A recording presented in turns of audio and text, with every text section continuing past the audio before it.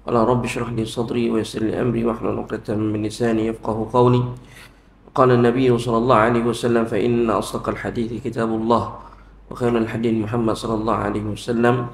Syarrul umur muhdatsatuha wa kullu muhdatsatin bid'ah wa kullu bid'atin dhalalah wa kullu dhalalatin fin nar aw kama qala an-nabiy sallallahu alaihi wasallam. Amma ba'd. Tuan-tuan yang dirahmati Allah Subhanahu wa taala, alhamdulillah pagi ini dapat syukur pada Allah, pada pagi ini dapat bersama-sama lagi untuk kita teruskan berkaitan dengan kitab kita Fiqh Mazhab Imam Syafi'i rahimahullah taala, pasal yang ke-8 ini berkaitan dengan i'tikaf. Kita dah habis berkaitan dengan Ramadan, maka kita masuk topik berkaitan dengan i'tikaf. I'tikaf nama Allah Subhanahu wa taala dari segi bahasanya berdiam, tetap bertahan. Itu semua dari segi bahasalah. Imam Syafi'i rahimahullah ta'ala berkata, i'tikaf itu konsisten seseorang terhadap sesuatu dan dirinya ditahan terhadapnya, baik berupa kebaikan ataupun dosa. Maksudnya kita menetapkan diri kita melakukan sesuatu lah terhadap sesuatu, dan dengan melakukan perbuatan yang baik dan menjauhkan daripada dosa.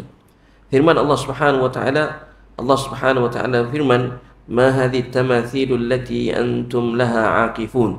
Patung-patung apakah ini yang kamu tekun beribadat kepadanya? Surah Al-Anbiya ayat 52. Dan begitu juga firman Allah Subhanahu wa taala, wala tubashiruhunna wa antum aqifuna fil masajid.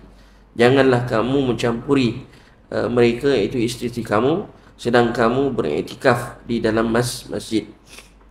Menurut syarak, iktikaf itu ialah menetap di dalam masjid dari seorang yang dikhususkan dengan niat yang dikhususkan, kemudian dilakukan i'tikaf di dalam syarak kepada kebaikan. Ini dari segi syarak. I'tikaf dari segi syarak, kita ada i'tikaf dari segi bahasa, kita ada i'tikaf nama Allah Subhanahu wa taala dari segi syarak. Yang mana dari segi syarak menetapkan i'tikaf itu ialah menetapkan diri di dalam masjid. Meletakkan diri dalam masjid dengan niat yang khusus, kemudiannya dengan amalan-amalan ibadah dan amalan-amalan yang baik bertepatan dengan syariat. Kalau lihat pada ta'rifan itu nama Allah Subhanahu wa taala, iaitu menetapkan diri di dalam masjid. Adakah i'tikaf itu berlaku di surau? Adakah i'tikaf itu berlaku di masjid macam kita surau Jumaat ini? Ada. Maka macam Allah Subhanahu wa taala melihat kepada ta'rifan masjid. Sebab saya sebutkan dalam fiqh, ini cerita dalam kitab fiqh. Dalam kitab fiqh macam Allah Subhanahu wa taala dia digunakan beberapa istilah. Yang pertama dipanggil musalla. Musalla dalam hadis-hadis Nabi sallallahu alaihi wasallam, dalam kitab fiqh lebih merujuk kepada kawasan lapang. Kawasan lapang macam padang bola yang dikhususkan untuk solat tertentu macam solat hari raya, maka dipanggil musalla. Kemudian yang keduanya masjid. Masjid ini dalam fiqh atau dia lebih ditarifkan bangunan yang khususnya wakaf lah, bangunan yang wakaf, dibina atasnya ada binaan dan dilaksanakan dalamnya salat fardu 5 waktu. Ada yang meletakkan 3 waktu, ada yang letak 5 waktu. Salat di sisi takrifan para ulama. Adapun yang di sana ada satu lagi dipanggil masjid jami'. Masjid jami'. Masjid jami' ialah masjid yang ada di dalamnya salat Jumaat. Masjid yang ada dalamnya salat Jumaat, bangunan yang wakaf, Allah, dan di dalamnya ada salat Jumaat. Maka di sini istilah dalam fiqh. Kalau istilah kita dekat Malaysia ni lain. Khususnya kita di Negeri Selangor. Kita di Negeri Selangor macam Allah Subhanahu wa taala, kita ada madrasah. Kita ada surau. Kita ada madrasah, surau Jumaat, masjid dan masjid jami'. Ada 5 istilah yang kita biasa dengar dekat Malaysia ni lah. Madrasah, kalau madrasah ni levelnya lebih rendah daripada surau, kan? Kenapa levelnya rendah daripada surau, Ustaz? Dia pentadbiran, dia sudut pentadbiran. Pentadbiran. berbanding dengan surau. Surau ni apa ni, ialah kita kata semuanya baik madrasah, surau, masjid, masjid jami' atau surau Jumaat, semuanya dibina di atas tanah wakaf. Kebanyakannya lah ya, kita kata untuk Malaysia ni surau, istilah surau saja dia bukan masjid. Kalau kat Malaysia ni surau saja dia bukan masjid. Masjid, takrifan kita kat Selangor ni, masjid ialah yang ada solat Jumaat 5 waktu dan ada solat Jumaat. Adapun masjid jami' adalah masjid yang ditadbir oleh secara langsung oleh pihak jabatan agama. Maksudnya imam dia, pengurus masjid itu semuanya mendapat gaji yang khusus daripada jabatan agama Islam ataupun majlis agama Islam. Dia ada grade gaji dan khusus. Lepas tu dia panggil masjid jami'. Kalau tuan-tuan kita kat Kelang ni, kita ada masjid jami' Sultan ada tepi sungai sana kan. Kalau masjid jami' Rahimiyah ada. Masjid Rahimiyah tu dia panggil masjid jami'. Apa maksudnya? Pengurusnya, imamnya, mungkin imam 1 atau imam 2 dilantik khusus dengan grade gaji yang khusus oleh pihak kerajaan ataupun pihak jawatan agama atau majlis agama. Itu juga kalau masjid negeri. Masjid negeri dia panggil masjid jami'. Masjid jami' maksudnya bilalnya semuanya ada grade jawatan yang dibayar gajinya oleh pihak jawatan agama. Itu istilah. Maka sebab tu kita kat Malaysia ni macam Allah Subhanahu Wa Taala. Macam mana ustaz dia katakan? Kalau kita ikut takrifan yang ada kat Malaysia, surau lah. Mana kalau kata kita nak guna ikut takrifan yang ada, ialah kalau takrifan yang ada kat Malaysia ni tidak sah untuk seorang itu melakukan perkara-perkara yang terkhusus dekat masjid dibuat dekat surau. Istilahnya begitulah. Kalau ikutkan dalam takrifan yang ada. Tapi kalau ikut dalam takrifan fiqh, katakan, maka surau kalau selagi ada tanah tu, bangunan tu wakaf dan surau itu ada laksanakan di dalamnya salat 5 waktu, maka harus seorang itu nak beriktikaf dalamnya, bahkan hatta tahiyatul masjid. Ini hanya bezanya istilah saja. La musyahata fil istilah.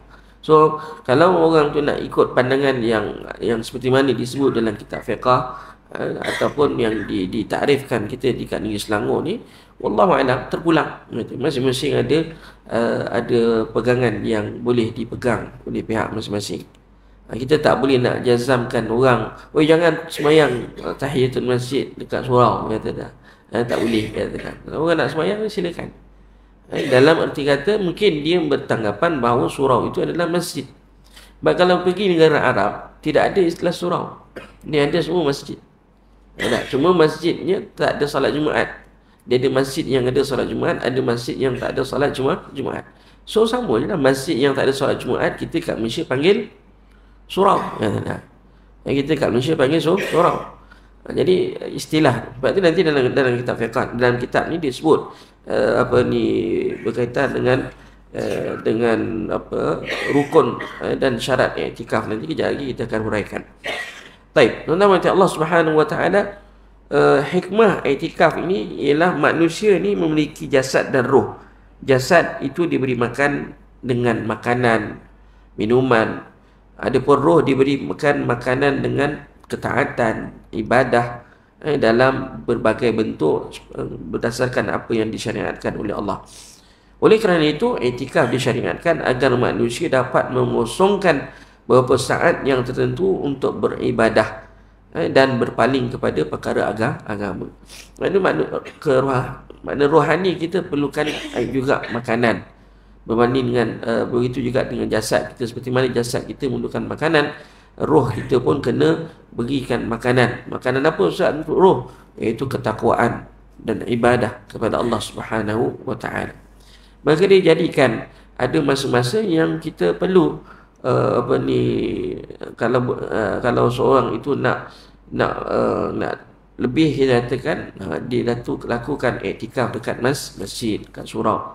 Selain dapat menyucikan diri dengan ibadat-ibadat yang ada ketika berada di masjid. Contohnya majlis ilmu, duduk dalam majlis ilmu, duduk beribadah, baca Quran, duduk dalam halaqah-halaqah ilmiah, halaqah-halaqah Quran yang ada kat dalam masjid ataupun sewaktu dengannya. Benda ni secara tidak langsung tuan-tuan mati Allah akan menyucikan jiwa.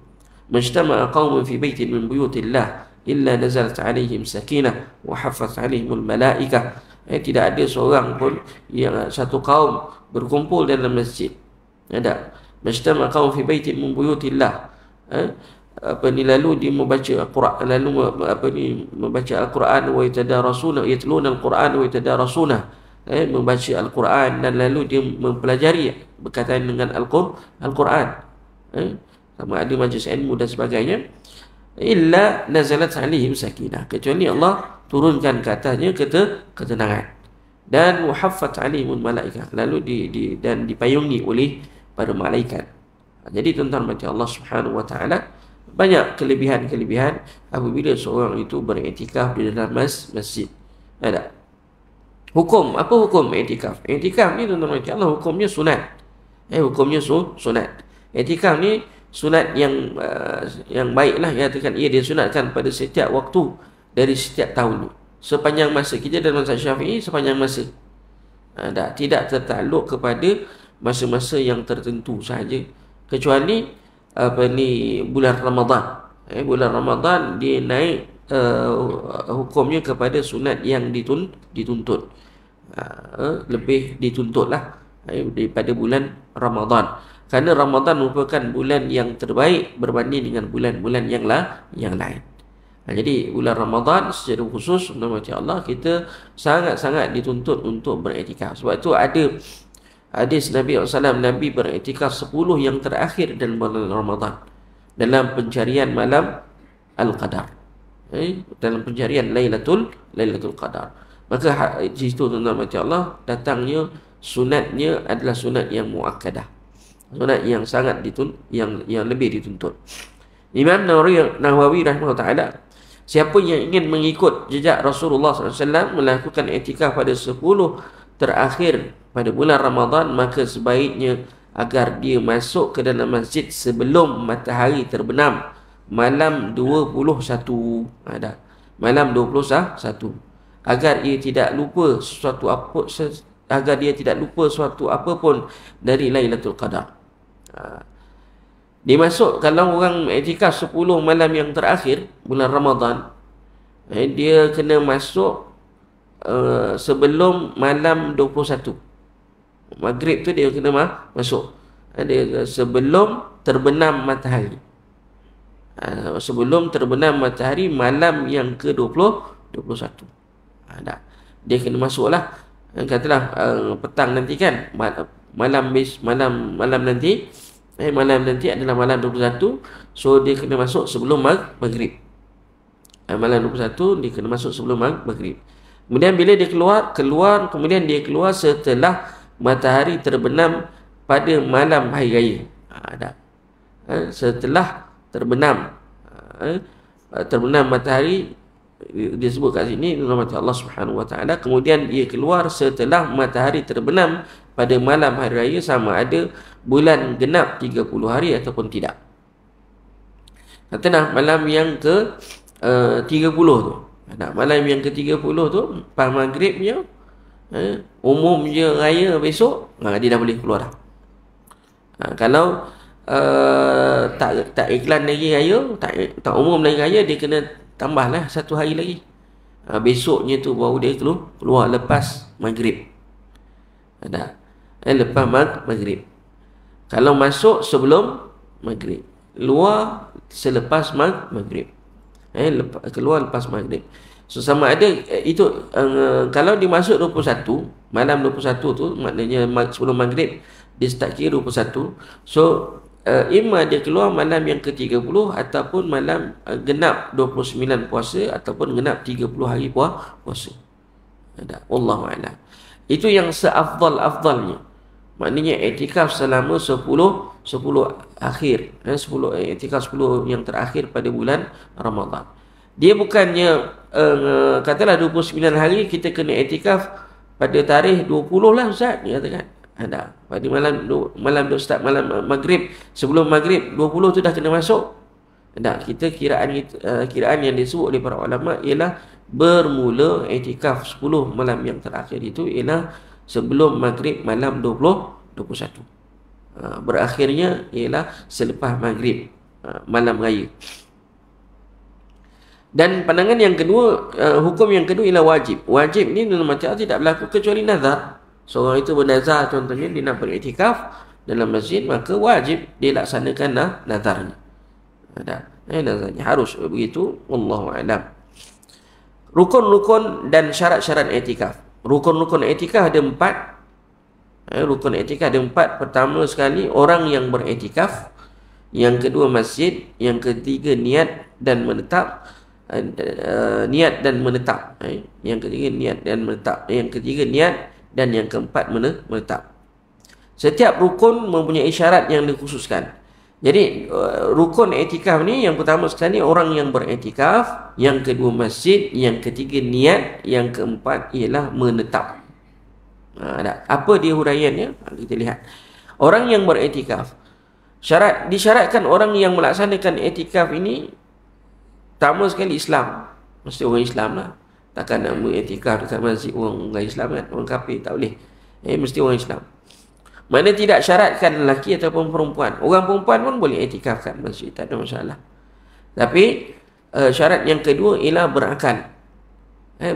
Berakal. Dan yang ketiga bersih daripada hadas besar, daripada junub ataupun haid ataupun nifas. So clear yang tu bolehlah i'tikaf, tak ada masalah. Orang perempuan boleh, lelaki pun boleh.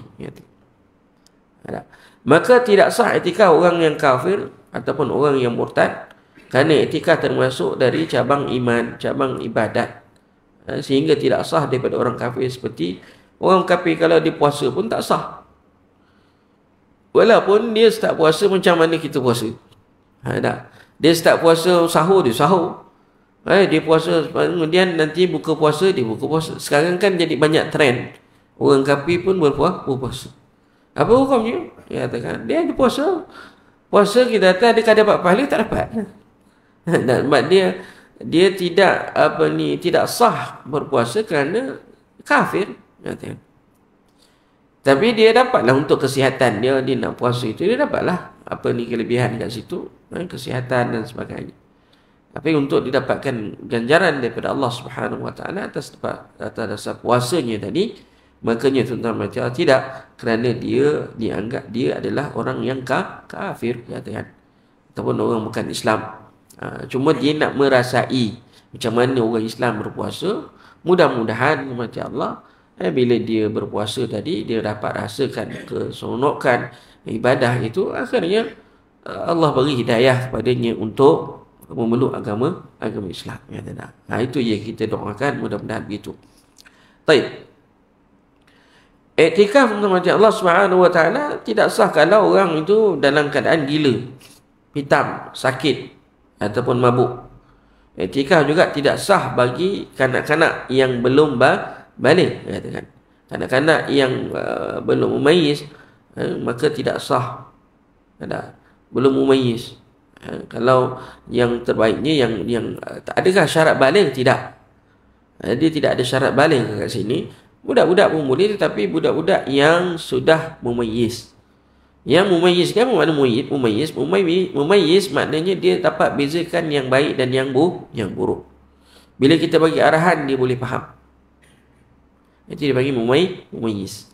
Maka yang tidak mumayyiz tidak digalakkanlah. Tidak sah pun mereka nak i'tikaf. Wallahu a'lam. Kemudian membaca Allah Subhanahu Wa Taala, kenapa mumayyiz tadi tidak tidak sah? Kerana tidak ada niat untuk bagi mereka. Kata ulama, kerana tidak ada niat bagi mereka. Niat ini termasuk rukun dalam i'tikaf, kerana mereka bukanlah termasuk dalam ahli dalam beribadah. Dia bukan ahli. I'tikaf tidak sah juga bagi orang yang berjunub, wanita yang haid dan nifas, kerana mereka menetap di dalam masjid untuk maksiat. Kalau orang berjunub tengah iktikaf, yalah mana tahu iktikaf tidur kat masjid, tak beriktikaf kat masjid, malam tu tidur, dia dalam keadaan kemudian dia berhadas, hadas besar, maka wajib dia mandi. Dia keluar pergi bilik air, mandilah, dia masuk balik. Orang perempuan kalau dia nifas, kalau dia berhaid ketika dia sedang beriktikaf, maka dia kena keluar. Dia tak boleh duduk dalam masjid. Sama juga dengan orang yang nifas, katakan dia tak boleh duduk dalam masjid. Ada kata dia masuk, dia syarat mengandung. Ada. Tiba baru 3-4 hari dia duduk dekat dalam masjid untuk 10 akhir Ramadan, tiba dia nak bersalin. Dia kena keluar lah. Sama juga perempuan. Dah 3-4 hari atau 5-6 hari dah duduk dalam masjid, tiba-tiba hari yang ke-7 period, maka dia kena keluar. Dia tak boleh duduk dalam masjid. Kerana perbuatan dia duduk dalam masjid itu adalah maksiat. Dia anggap sebagai maksiat. Kerana keadaan dia tadi dalam keadaan yang tidak suci. Dalam dalam haid ataupun dalam nifas. Wallahu a'lam. Kemudian Allah Subhanahu wa taala, yang iktikaf ini sah dilakukan oleh kanak-kanak yang mumayyiz dan wanita yang sudah bersuami dan selainnya. Kan tapi disyaratkan mendapat izin daripada suami. Orang perempuan yang nak iktikaf seharian ataupun 10 hari dekat masjid perlu mendapatkan izin daripada suami. Kalau suami izin baru boleh. Suami tak izin tak boleh. Bahawa benda itu sunat. Benda itu sunat. Bila sunat, macam Allah Subhanahu wa taala kena minta izin suami. Semua perkara bab ada kaitan dengan suaminya, hak suaminya, maka yang sunat kena minta izin daripada suaminya. Kalau ada kaitan dengan suami lah. Kalau tak ada kaitan, apa kaitan dengan suami? Maknanya hak suami. Hak suami. Kalaulah orang perempuan tadi dia berpuasa, dia puasa sunat, bila isteri ataupun suaminya ingin melakukan hubungan suami isteri pada siang harinya dengan isterinya, maka mati Allah, permintaan itu adalah lebih penting daripada berpuasa sunat. Hak sebagai seorang suami. Wallahu a'lam. Syarat yang berikutnya mati Allah ialah rukun yang berikutnya adalah masjid. Ini yang saya kata tadi. Iktikaf tidak sah melainkan di dalam masjid, sama ada lelaki bagi ataupun perempuan. Iktikaf tidak sah di dalam masjid yang ataupun tempat yang dikhususkan salat dalam rumah. Kita kat rumah ada tempat salat, itu tak boleh.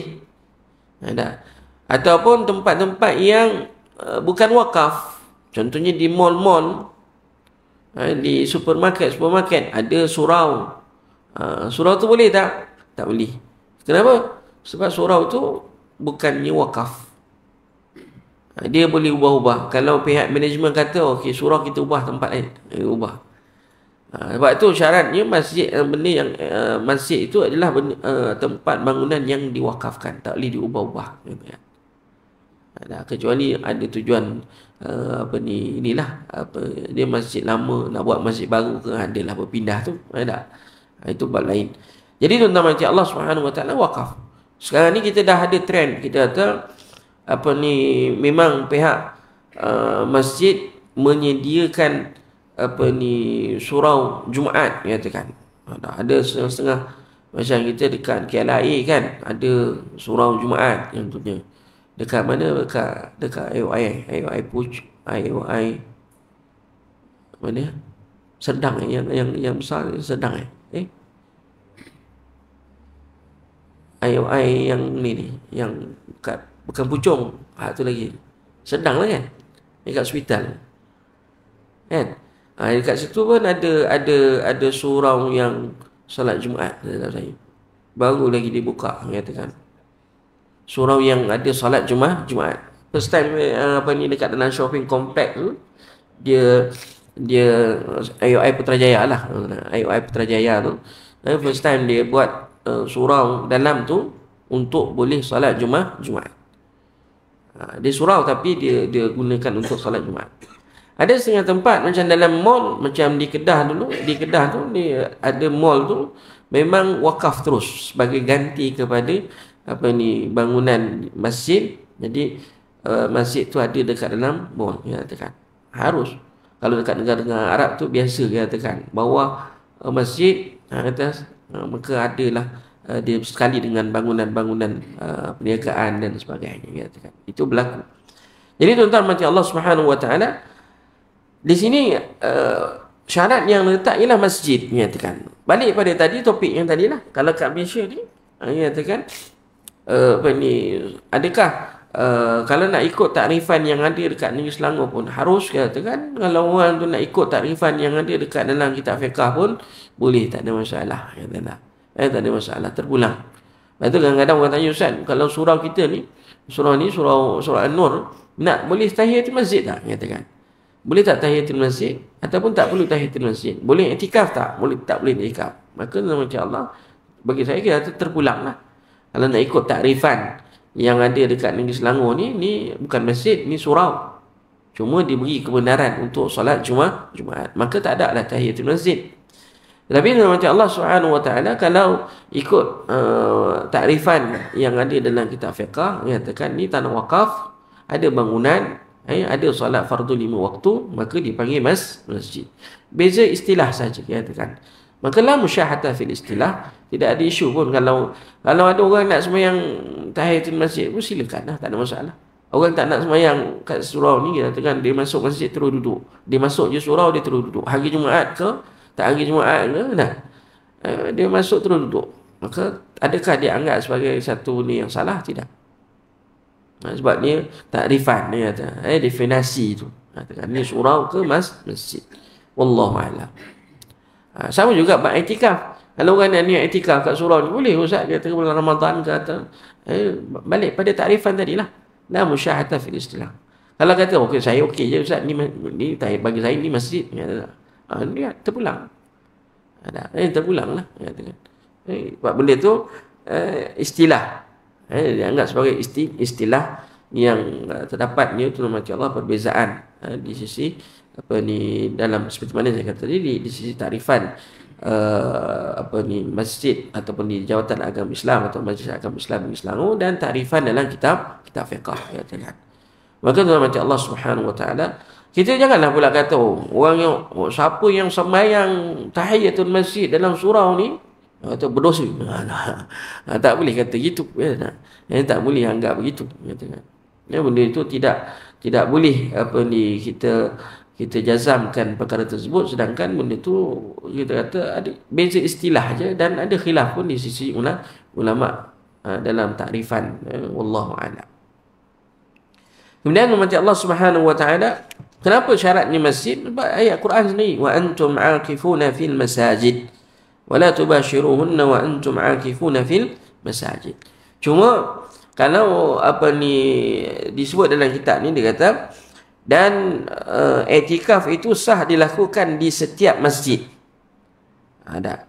Di setiap masjid. Masjid yang dimasukkan dalam kitab ni, dalam kitab ni dia kata, dan sah dilakukan di setiap masjid. Masjid yang dimasukkan dalam ni ialah masjid yang tidak ada solat Jumaat. Itu yang saya kata tadi. Dalam takrifan kitab fiqh, masjid itu merujuk kepada bangunan khusus yang ada solat 5 waktu. Kenapa saya kata itu? Tengok ni ayatnya. I'tikaf sah dilakukan di setiap masjid. Masjid jami' yang ada dilaksanakan solat Jumaat. Masjid jami' adalah dilaksanakan solat Jumaat, di dalamnya lebih utama.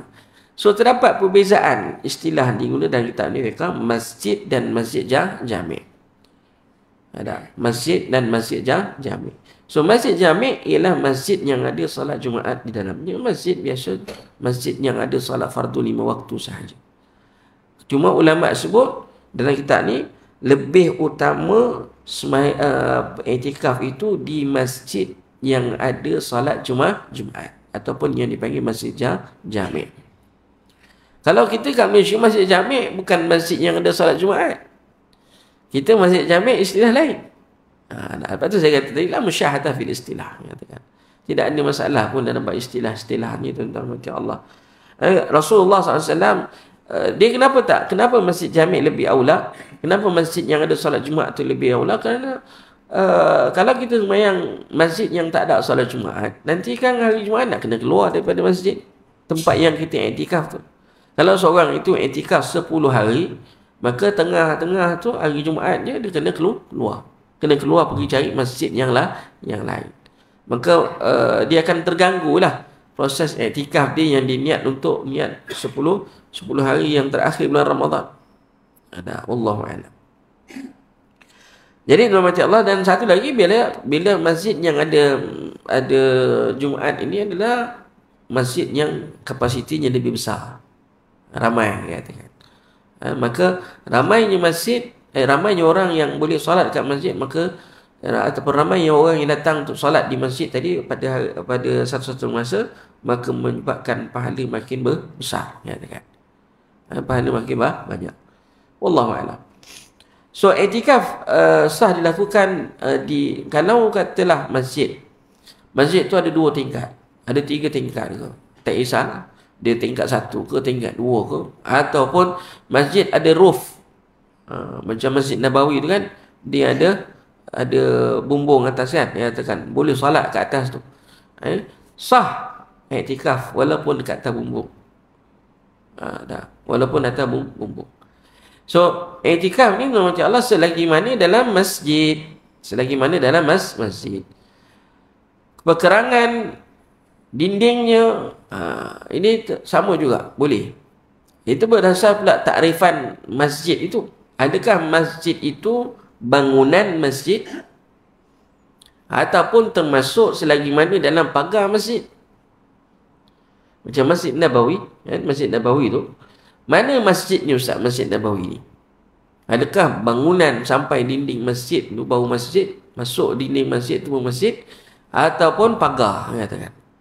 Masuk je pagar Masjid Nabawi tu dah masuk masjid. So ada 2 pandangan di sisi ulama. Kalau kat Arab pun, syekh-syekh pun ada 2 pandangan. Dekat Arab Saudi pun mesti ada 2 pandangan. Pandangan yang pertama, kalau tanya fatwa-fatwa syekh, dia katakan ada sebagian syekh dia kata masuk je pagar masjid. So kalau masuk je pagar masjid, tuan-tuan duduk kat luar perkarangan masjid tadi tu, ada boleh tak niat iktikaf? Boleh, katakan. Boleh niat iktikaf. Wallahu a'lam.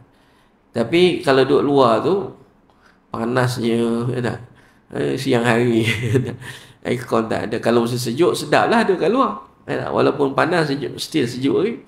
Kena musim panas 50, 60 darjah Celsius semua. Tak boleh, katakan. Maka duduk dalam. Duduk dalam.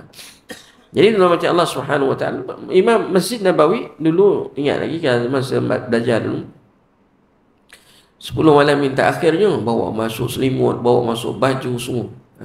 Tapi dia tak benarkan duduk di depan. Duduk di belakang bahagian belakang masjid.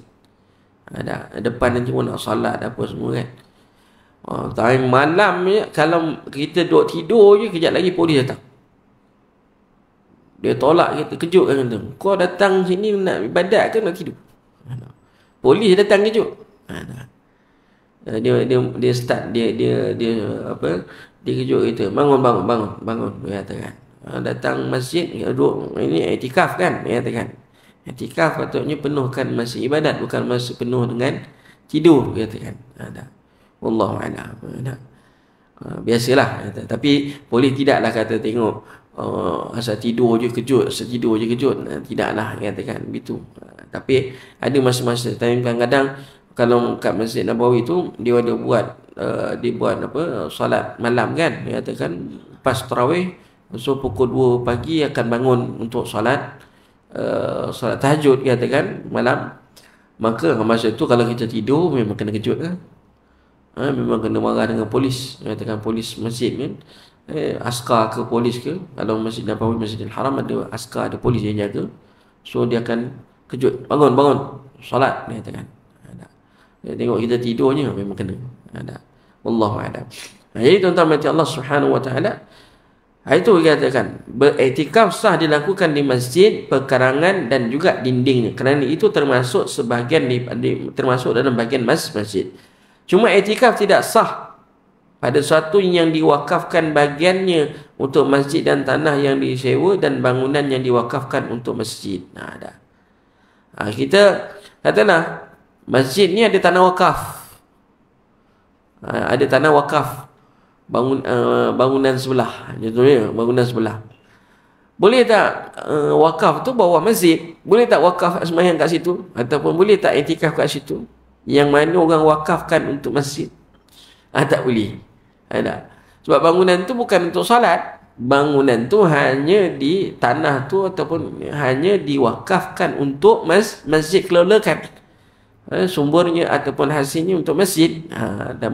Maka itu tidak termasuk. Itu tidak termasuk. Ada Allah a'lam. Kenapa? Sebab dia bukan tempat untuk solat. Unless kita kata bangunan tambahan masjid yang juga diwakafkan. Maknanya orang boleh semayang. Maknanya semayang tu boleh sampai ke situ. Itu termasuk dalam ruang untuk solat. Maka boleh lah. Macam Masjidil Haram kan. Masjidil Haram, kita ada ruang solat tambahan. Masjidil Haram dekat Hilton tu. Ada. Dekat Hilton. Tingkat 2, tingkat 3 tu. Penuh untuk bagi lelaki dan perempuan. Hotel Jam kan Safwah tu, bawah tu tingkat berapa tu ada juga tempat solat khas tambahan daripada untuk Masjidil Haram. Jadi itu memang dah diwakafkan untuk sambungan kepada Masjidil Haram. Maka sebahagiannya mengatakan harus untuk orang iktikaf dekat situ. Kerana dia dah termasuk dalam wakaf untuk solat bagi Masjidil Haram. Dia berbeza dengan bangunan yang diwakafkan untuk masjid, bangunan perniagaan, bangunan rumah ke apa semua. Walaupun dia di bawah wakaf masjid, maka tidak boleh nak solat di situ. Tidak sah untuk dia solat bersama atau solat berimamkan dengan imam yang di masjid. Wallahu a'lam. Kecuali bersambung dia punya saf tadi, itu lainlah. Wallahu a'lam. Baik. Apabila seorang bernazar melaksanakan iktikaf di sebuah masjid yang tertentu selain masjid yang 3, Masjidil Haram, Masjid Nabawi dan Masjid Al-Aqsa, maka tidaklah ditentukan melaksanakan iktikaf di dalam masjid, sebagaimana tidak ditentukan untuk mengerjakan solat sekalipun ia bernazar mengerjakan solat di dalam masjid yang tertentu. Kerana iktikaf tidak diwajibkan pelaksanaannya di tempat yang tertentu, maka tidak berlaku penentuan masjid tersebut dan dibolehkan baginya beriktikaf di lain masjid yang ia tentukan, melainkan ia disunatkan untuk melaksanakan iktikaf di masjid yang telah ia tentukan. Dalam fiqh rahmati Allah Subhanahu wa taala, bernazar ni katakan satu benda yang dibenarkan oleh syarak.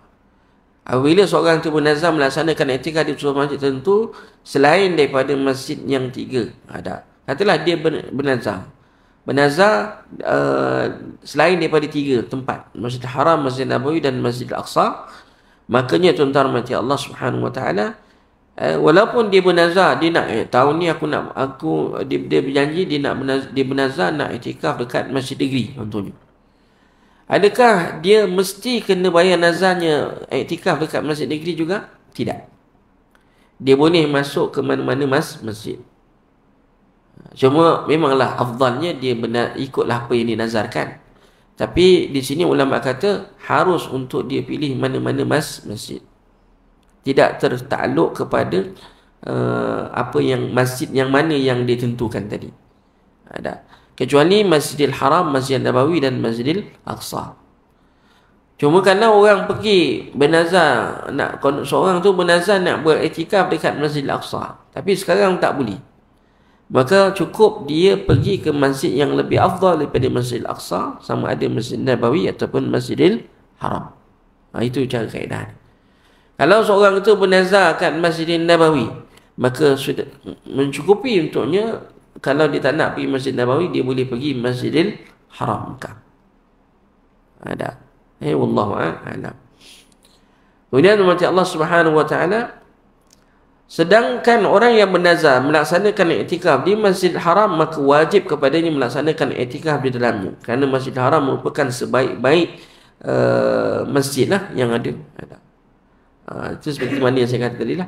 Kalau dia iktikaf kat Masjidil Aqsa, dia boleh ganti iktikaf dekat Masjid Nabawi ataupun Masjidil Haram. Kalau seorang itu beriktikaf dekat Masjid Nabawi, dia boleh tak ganti Masjidil Aqsa? Tidak.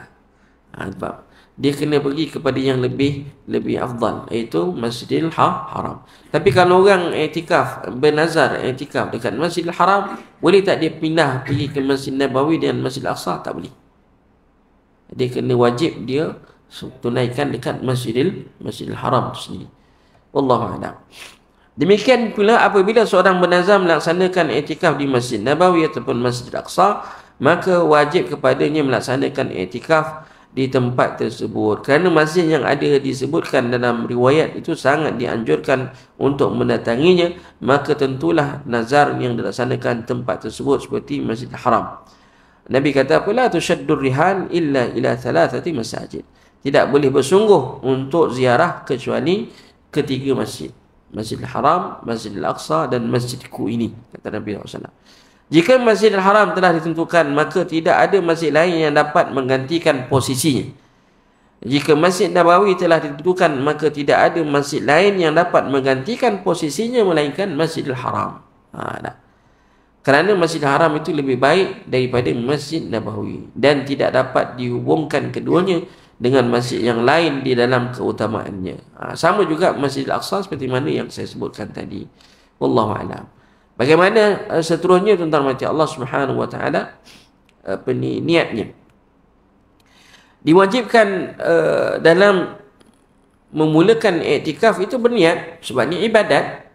Innamal a'malu binniyat wa innamal likulli imri'in ma nawa. So dia kena berniatlah untuk beriktikaf dalam masjid. Ada. Nabi SAW sebut tadi dalam hadis, innamal a'malu binniyat. Setiap amalan perlu disertakan dengan niat, wajib disertakan dengan niat. Jadi dia adalah ibadah, maka tidak sah tanpa niat. Ini tanpa niat. Lepas tu dalam fiqh tentang Allah Subhanahu wa, niat wajib dilakukan ketika berniat baik iktikaf sunat ataupun nazar, sama ada ditentukan masanya atau tidak. Akan tetapi jika iktikaf berbentuk sunat, maka cukup dia berniat iktikaf secara mutlak. Tak perlukan tentukan berapa hari-hari ke berapa jam. Allah aku nak beriktikaf 2 jam. Tak perlu. Cukup dia beriktikaf umum, mutlak. Jika iktikaf itu berbentuk nazar, maka wajib meniatkan fardu untuk membezakan sunat. Mana dia niatlah, ya Allah aku nak beriktikaf nazar. Seperti mana aku nazarkan sebelum ni, kan Allah Subhanahu wa taala. Okey. Jika tidak disyaratkan dan tidak disyaratkan menentukan sebab wajibnya berbeza dan dengan salat ataupun puasa. Kerana kewajipan iktikaf hanya disebabkan satu hal, iaitu nazar, berbeza dengan salat dan puasa. Maka banyak sebab yang mewajibkannya. Jadi tuan-tuan mati Allah, cukup dia niat nazar yang beriktikaf nazar. Kalau iktikaf biasa, mana cukup dengan dia mengatakan dalam hatinya, aku nak beriktikafkan Allah Subhanahu wa taala. Dah cukup. Cukuplah hanya satu niat, sekalipun lama menetap hingga berbulan-bulan ataupun bertahun-tahun. Cukup niat, aku nak iktikaf bulan iktikafkan Allah Subhanahu wa taala bulan, cukup. Dia nak duduk berapa hari pun terpulanglah. Bukan yang kata kena niat, aku nak beriktikaf kat surau ni ataupun kat masjid ni selama sebulan contohnya. Tak perlu pun. Dia lebih syurkan katakan niatnya mutlak.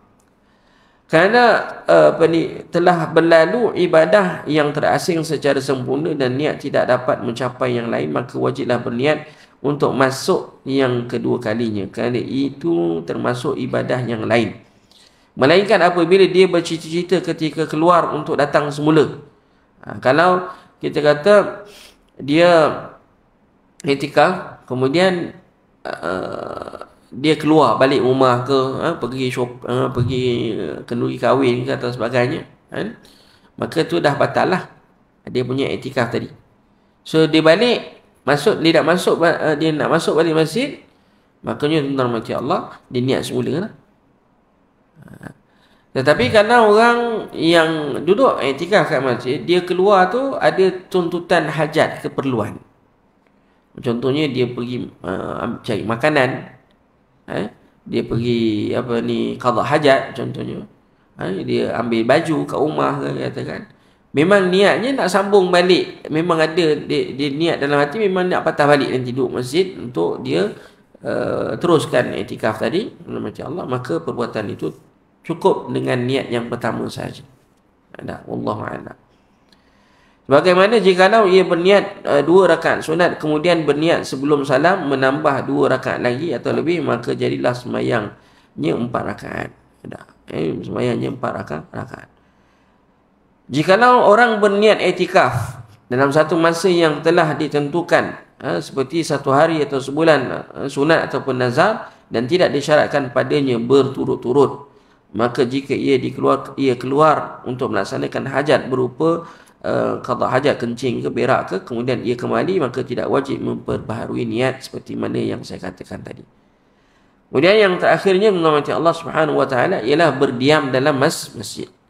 Iktikaf tidak sah melainkan apabila seorang itu beriktikaf dia duduk dalam masjid. Jangan kejap keluar, tidak. Dia iktikaf ni dia kena duduk dalam masjid. Duduk dalam masjid. Bukanlah kata duduk je, bolehlah dia bergerak tu. Bukan kata duduk je. Boleh je bergerak, dia duduk sini, kan, duduk belakang, duduk kat beranda, harus gitu.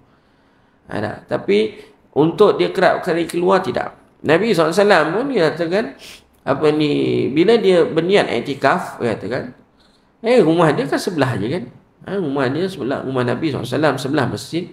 Ketika pernahnya Nabi iktikaf, lalu disikatkan rambutnya oleh Aisyah radhiyallahu anha. Aisyah dalam keadaan period, dia tak boleh masuk masjid, tapi Nabi ulurkan kepalanya, lalu Aisyah radhiyallahu anha sikatkan rambutnya. Jadi itu menunjukkan bahawa bukan mudah-mudah sekejap nak keluar daripada masjid, sejak keluar masjid, tidak, kena stay dalam masjid semampu mungkin, kecuali ada keperluan yang mendesak, bab makan, bab makan minum, bab qada hajat, yang tu dibenarkan. Dibenarkan tapi kadar. Ingat lagi kalau kami kalau masa belajar dulu Masjid Nabawi, iktikaf 10 akhir tu, time makan sahur lah, khususnya makan sahur. Masjid Nabawi masa makan sahur tak ada, tak ada istilah disediakan. Yang ada disediakan ialah masa berbuka puasa. Tapi istimewanya kami sebagai student, semua pelajar yang iktikaf kat masjid memang disediakan, ada orang yang bagi makan. Hari-hari makan biryani kambing. Yang boleh masuk student ni. Kena bawa kad student lah, kan. Masuk je tunjuk kad student, bolehlah makan. Orang lain tak boleh sebab tak ada kad student. Kita orang ada kad student masuk. Tu yang seronok bulan Ramadan tu, kan. Tapi kalau pergi sekarang, saya tak pasti sekarang ada lagi tidak yang tu. Ada etika makanan tu adakah masih lagi disediakan, tapi selama masa belajar selama 6 tahun tu belajar, memang sepanjang tahun tu memang ada. Setiap tahun, setiap kali bulan Ramadan memang ada orang yang sama je masak, kan. Mungkin dia dah ambil dah, orang lain tak boleh ambil dah, kan. Orang lain tak boleh ambil dah dia punya projek tu, kan. Sebab semua orang makan kat situ. Wallahu a'lam. Itu maknanya dari situ tuan-tuan macam Allah harus untuk keluar dan ambil makanan. Tapi lepas dah makan boleh tak lepak-lepak kat luar santai-santai? Tak nak. Santai-santai tidak. Dia kena kembali semula ke masjid. Wallahu a'lam. Jadi keluar daripada masjid apabila iktikaf berbentuk sunat, maka dibolehkan keluar dari masjid bila ia suka dan memutuskan iktikafnya. Kalau sunat, ya katakan kita nak keluar, boleh keluar, tapi bila-bila masa kita nak keluar, boleh keluar lah. Tak ada masalah. Tapi bila kita keluar tu, batal lah kita punya i'tikaf. Kalau nak masuk balik, kena i'tikaf semula. Kena i'tikaf semula. Wallahu a'lam. Maka harus seorang itu beriktikaf walaupun sekejap. Kita duduk di antara maghrib, di antara maghrib isyak, kita duduk ni lepas subuh tadi tentang mati Allah, sampailah pukul 7.30. Ini kita niat iktikaf. Kita duduk dalam majlis ilmu, kita dapat pahala dalam majlis ilmu, kita dapat pahala iktikaf, kita banyak katakan. Rugi. Kita tak berniat, maknanya tak dapatlah. Kalau tak berniat, tak dapatlah pahala iktikaf tu. Dapatlah pahala majlis ilmu, katakan. Tapi mati Allah, sayangnya kita tidak mendapat pahala iktikaf, katakan. Kenapa tak niat? Rugilah, rugilah kita tak niat iktikaf tu. Wallahu a'lam. Kecuali kalau tuan-tuan kata, oh ni tak boleh Ustaz, ni bukan masjid. Itu terpulang lah, katakan. Itu terpulang, katakan. Masing-masing, katakan. Wallahu a'lam. Okey. Dan Allah Subhanahu wa taala, harus katakan nak keluar makan, nak keluar itu semua adalah dibenarkan. Nak salat jenazah, ataupun nak keluar hantar jenazah, itu semua dibenarkan. Wallahu a'lam bis-shawab. Nanti tuan-tuan macam Allah Subhanahu wa taala, termasuk keluar tadi untuk nak keluar kerana sakit. Dia sakit kepala, sakit nak dapatkan ubat, pergi jumpa doktor. Maka keluar-keluar itu bagi orang yang iktikaf tadi mati Allah, balik dia boleh sambung balik. Tak ada masalah pun. Tak ada masalah. Kecuali yang bila sakit, dia sakit yang lama, ada macam demam, dia terpaksa duduk hospital ke apa, tak jadilah. Dia kira batal lah iktikaf ni tadi. Tapi kalau pergi tujuan hajat yang ringkas, yang sekejap, tidak lama, maka harus dikeluar dan dipatah balik. Wallahu a'lam. Ini tuan-tuan mati Allah, nanti kita akan lihat seterusnya topik yang berkaitan dengan perkara-perkara yang berikutnya, insya-Allah Subhanahu wa taala. Wallahu a'lam bissawab. Ada soalan? Tanya kalau ada. Ya. Hal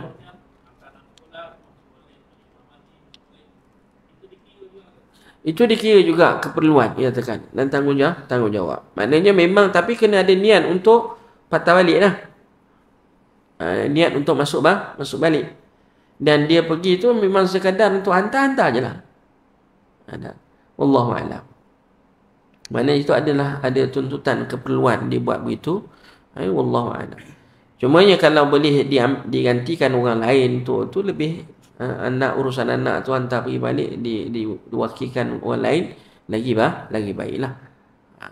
Kerana mengambil masa yang mungkinlah lama, katakan. Walaupun kita kata ialah itu keperluan, katakan, untuk dia keluar, dia tanggungjawab, dia kena hantar, kena ambil, katakan. Wallahu a'lam. Jadi tuan-tuan Allah Subhanahu wa taala itu, kita kata berkaitan, lepas ni kita akan ambil berkaitan dengan haji dan umrah. Tajuk lepas ni ialah berkaitan dengan haji dan umrah bab yang ke-6. Ada lagi nak tanya soalan?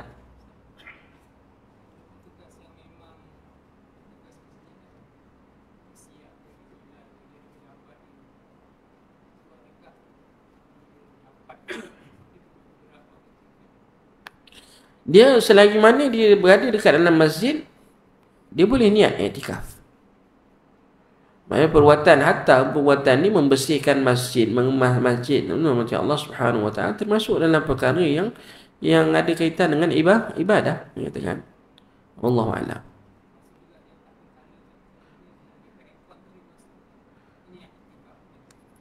Kalau kita kena fahamlah konsep iktikaf ni, dia duduk untuk beribadat. Kalau bukan ibadat, dia tak jadi. Dia tak jadi iktikaf, katakan. Kalau dia iktikaf tu untuk tujuan ibadat, okey. Orang yang membersihkan masjid, mengemas masjid, katakan, menyuci masjid, katakan, benda tu semuanya termasuk tuntutan. Ada berkaitan dengan ibadah, katakan. Maka boleh ni iktikaf, katakan. Tapi afdalnya, katakan, Sebab benda-benda macam tu, macam hatta menyuci, membersih masjid tu, dia tidaklah dia kata ibadah yang apa ni, yang khusus kita katakan, ataupun ibadah yang semata-mata ibadah katakan. Cuma dia lah masih lagi dia kata ibadah. Cuma kalau boleh dia katakan i'tikaf itu memang dikhususkan untuk ibadah yang mahdah katakan, ataupun ibadah yang jelas, macam majlis ilmu, macam apa ni, dia baca Quran, solat, ibadah dan sebagainya. Cuma isu yang berlaku hari ini dalam masyarakat ialah dia tidak berniat. Dia tak berniat. Duduk masjid, contohnya sembahyang bulan Ramadan kan, kita tarawih tu, dia duduk start maghrib sampai pukul 10, 11. Kadang-kadang kalau sambung lagi dengan tadarus sampai pukul 12 bisa kata. Rugilah. Dia tak berniat iktikaf. Bukan rugi sebab dia tak dapat pahala iktikaf. Sayanglah tak dia katakan dia dah duduk dalam masjid, dia dah mendengar pengajian, kemudian dia dengar dia sembahyang tarawih katakan, kemudian dia tadarus, cuma dengan niatnya tadi dia terlepas peluang mendapat pahala iktikaf. Dia dapatlah pahala yang lain-lain tu, dapatlah katakan, tapi dengan izin Allah dia dapat yang lain, tapi untuk iktikaf tu dia tak dapat. Rugilah. Wallahu a'lam. Ya.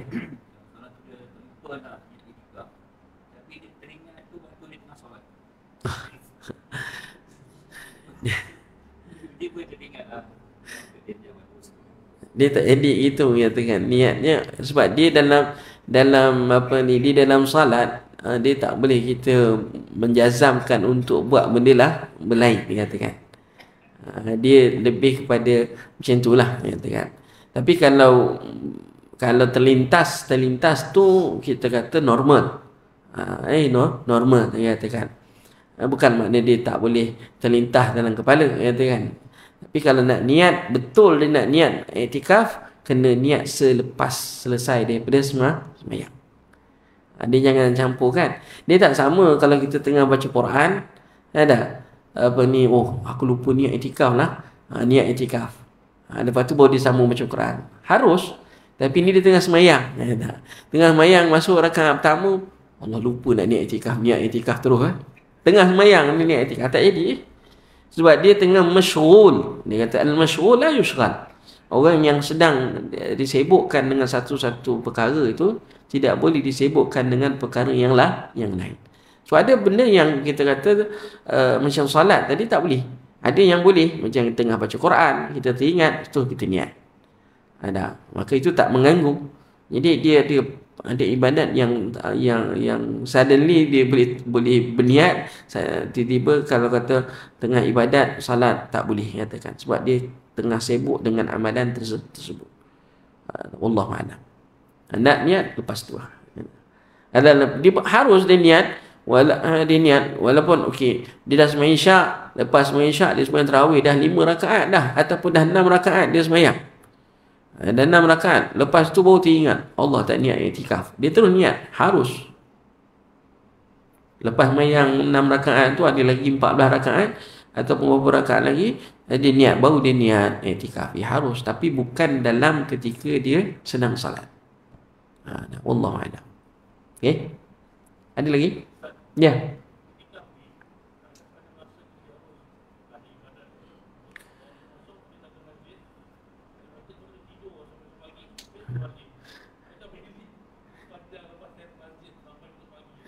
Dia tak valid sebab kita kata dia kalau dia masuk masjid, katalah dia hanya buat apa ni, solat fardu saja. Ada yang lain dia tidur, katakan. Dia akan dapat apa yang ada je lah, katakan. Dia boleh niat iktikaf kat situ walaupun sepanjang masa tu dia hanya solat fardu je, yang lain dia tidur. Maknanya sah niatnya. Walaupun dia hanya fokuskan kepada solat fardu saja, katakan, tapi dia tak buat ibadat-ibadat yang lain, cuma dia rugilah. Dia rugi. dia hanya iktikaf, dia dapatlah pahala iktikaf, tapi pahala iktikaf tu sendiri dapat sebab dia memang qasad ni nak iktikaf kat dalam masjid dan nak lakukan solat fardu semualah, katakan. Tapi tidak ada penambahan lain lah, sayanglah. Sebab tujuan asal iktikaf itu adalah untuk dia beribadat, bukan untuk tidur. Semata-mata untuk tidur. Sebab tu rugilah. Masih lagi dalam rugi. Cuma dia beruntung sebab dia niat juga pahala. Dia niat juga iktikaf. Dia niat juga iktikaf. Secara totalnya, umumnya, dia masih lagi dia iktikaf kat masjid. Sebabkan dia solat fardunya ada. Dia buat laksana solat fardu. Mungkin berapa sunat. Katakan. Cuma ruginya ialah kebanyakan masa yang ada dipenuhi dengan tidur. Katakan. Itu rugilah. Katakan. Wallahu a'lam. Ya.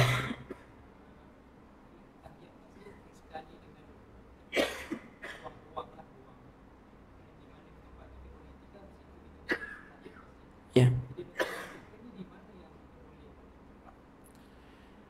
Macam tadi balik kepada istilah pembinaan istilah masjid itu. Masjid ini adakah maksud masjid itu ruang solat utama? Jadi kalau kita kat Malaysia, dekat Selangor ni, ruang solat utama itu baru dipanggil masjid. Beranda tak kira. Beranda tak masuk. Lepas tu tuan-tuan pergi mana-mana masjid tuan-tuan pergi kat negeri Selangor ni, dekat mana dia letak doa Allahumma ftah li abwaab rahmati? Pintu masuk luar ke pintu masuk masjid utama? Ruang salat utama. Kan? Ruang salat utama. Kecuali kalau pergi Masjid Sultan.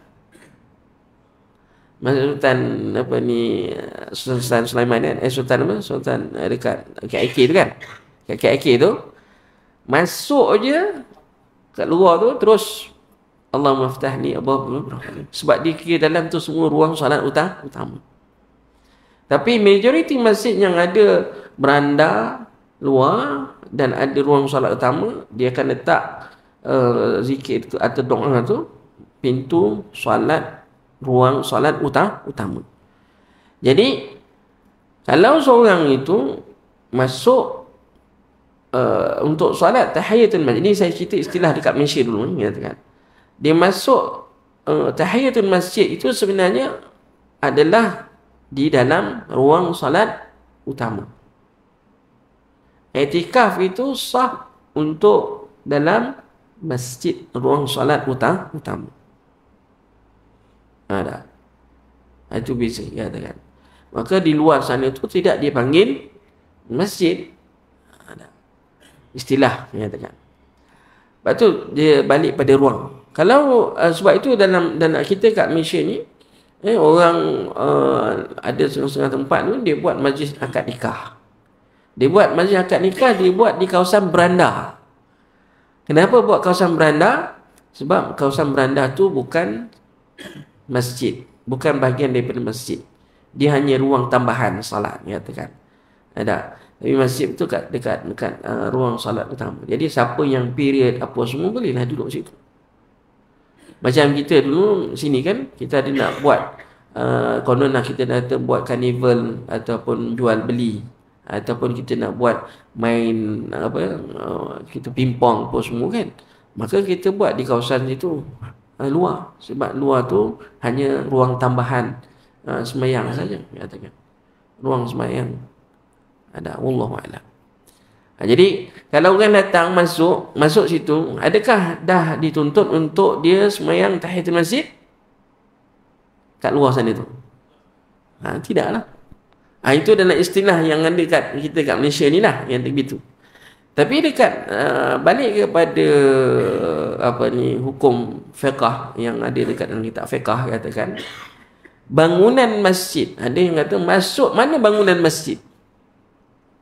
Kalau bangunan masjid tu bermula daripada luar tu, katakan yang bangunan tambahan tu, katakan tu dah masuk bangunan masjid, maka masuk je bismillahirrahmanirrahim, Allahumma salli ala Muhammad, Allahumma ftah li abwaab rahmati. Bukan ruang salat utama. Ada. Jadi Ada pula pandangan pagar. Masuk je pagar apa ni? Pagar surah An-Nur tu, masjid dah. Katakan. Jadi istilah menyatakan. Istilahnya. Benda tu istilah menyatakan. La musyahadah fi istilah menyatakan. Tak ada masalah pun isu istilah. Masing-masing kita dia tahu kat mana, kenapa dibuat gini, kenapa dibuat gini, kenapa dibuat gini. Wallahu a'lam. Ya, bang.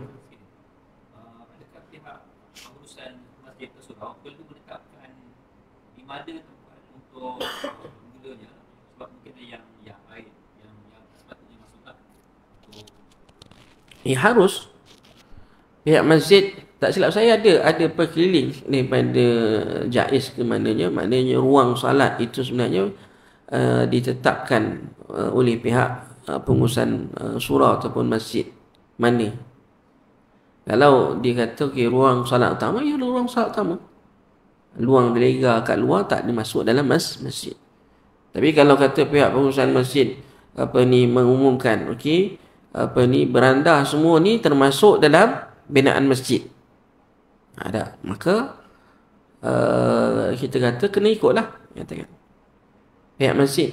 Tapi pihak masjid tidak boleh menghalang orang yang menyatakan. Kalau pihak masjid kata ni masjid ni ruang solat utama je, beranda tak masuk. Tapi misalkan saya secara peribadi saya berpegang beranda atau ada dalam masjid, and then saya pun semayang tahiyatul masjid kat situ. Kalau saya semayang, adakah dianggap tidak sah? Maka sah, tak ada masalah. Atas dasar pandangan dia tadi yang mengatakan beranda termasuk dalam masjid, mengatakan. Tapi kalau katalah pihak surau masjid membenarkan majlis akad nikah orang period masuk kawasan situ, kita boleh kata, mana boleh ni masjid? Kita tak boleh salahkan pula pihak pengurusan masjid, kerana masjid telah menghadkan masjid itu ruang solat utama. Ruang salat utama. Wallahu a'lam. Itu bergantung kepada pihak inilah pengurusan masjid. Wallahu a'lam. Jelas katakan. Okey, itu saja tentang macam Allah yang sempat saya kongsikan dengan tuan-tuan pada pagi ini. Kita akhiri dengan bacaan tasbih kafarah. Subhanakallahumma bihamdika, asyhadu an la ilaha illa anta wa astaghfiruka wa atubu ilaik. Assalamualaikum warahmatullahi wabarakatuh.